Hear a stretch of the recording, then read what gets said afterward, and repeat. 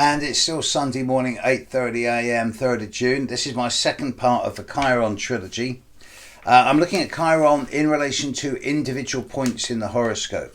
What I'm not going to be doing is making individual explanations of Chiron in its terms of positive and challenging aspects or attitudes towards Uranus, Neptune or Pluto, because this is generational. These aspects last a year at a time.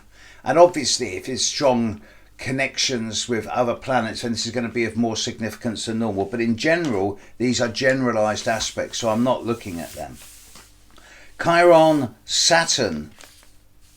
The principle here is of a person who can lack boundary, lack structure, who can feel as if the normal rules don't apply to them, that they don't have any guiding tenets, beliefs, philosophies, rules, boundaries. They don't have any guides to life which are firm and solid, and every time they try and make something solid for themselves, it dissolves and collapses. And yet at the positive side, these are the people who turn around and realise after a period of time, normally at least 29 years because of the Saturn return, that it's not about having rigid boundaries or structures. It's about changing your boundaries and structures from concrete and steel into transparent rubber and elastic, and becoming adaptable and flexible and tolerant and even acceptant. Chiron Jupiter people question their faiths and beliefs from an early age. What works for them doesn't work for other people. They often feel that they're not cut out for this world in forms of conventional and orthodox religion. Hang on. Excuse me. I was born with Chiron opposite Jupiter, and I've had to find my own belief systems. And yes, at the positive side, Chiron Jupiter people, when they do find their own beliefs, when they do feel that they found something that's valid, meaningful, that they've got a good philosophy on, then they can really adhere to it, stick to it in a way that's uplifting, stimulating, and fulfilling. But they need to find something that they can believe in. And the more they look for it outside of themselves, the more it doesn't work. They've got to believe in themselves first before they can believe in anything or anyone else. Chiron Mars aspect, well, this is about emasculation regardless of your gender. The feeling of not being able to be projective or assertive, for not being able to stand up for oneself or defend oneself in certain situations. And yet at the same time, these are the people who make the best warriors, but I don't mean warriors in terms of fighters. I mean warriors in terms of specifically skilled and talented people.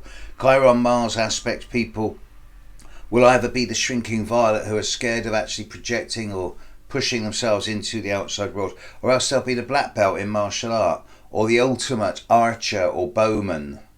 Archery and bowman work very well with Chiron Mars aspects.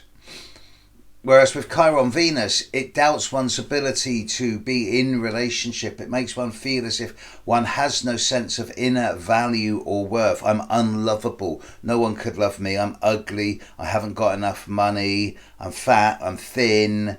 And Chiron Venus, on the negative side, it really can depreciate oneself and makes one feel unattractive and unlovable. And yes, at the same time, these are the people who other people see in them not so much the physical appearance as more the generosity of spirit, the big heart, the intellect, the kindness, both in these people, and this is the way these people look for, what these people look for in others. They don't value people by how much money they've got or what they look like.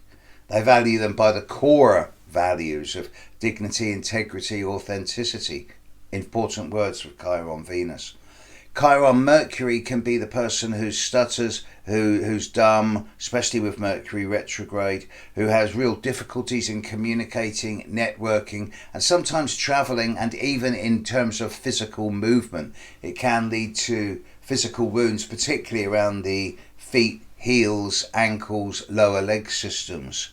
And yet at the same time, these are the people who, when they find a more integrated and assimilated way of communicating, can get the big picture across in a way that's not about the details and the fine-tuning, but it's about getting people to see the overview, the wholesome and holistic picture.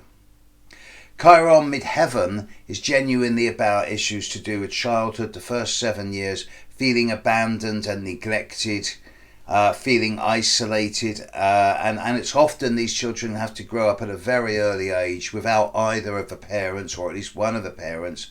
One of the parents can be absent, wounded, either by being an alcoholic or a junkie, or just by being absent or under the thumb of the other parents. It's very common with Chiron in strong aspect to the midheaven. Whereas with the ascendant, it's much more to do with one-to-one relationships, whether it's friend, family, personal and intimate, social or professional.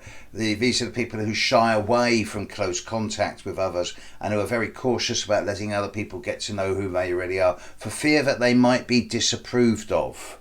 Whereas actually they make excellent relationship material once they're partnered with someone who's aware of their sensitivities and who's open with they're open with each other about what they're good at and what they're not good at.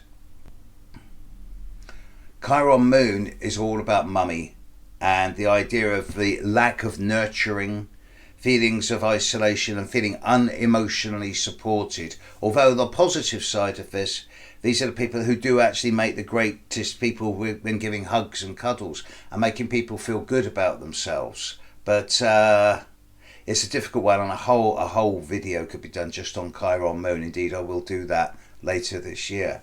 And Chiron sun is about the lack of identity. I don't belong.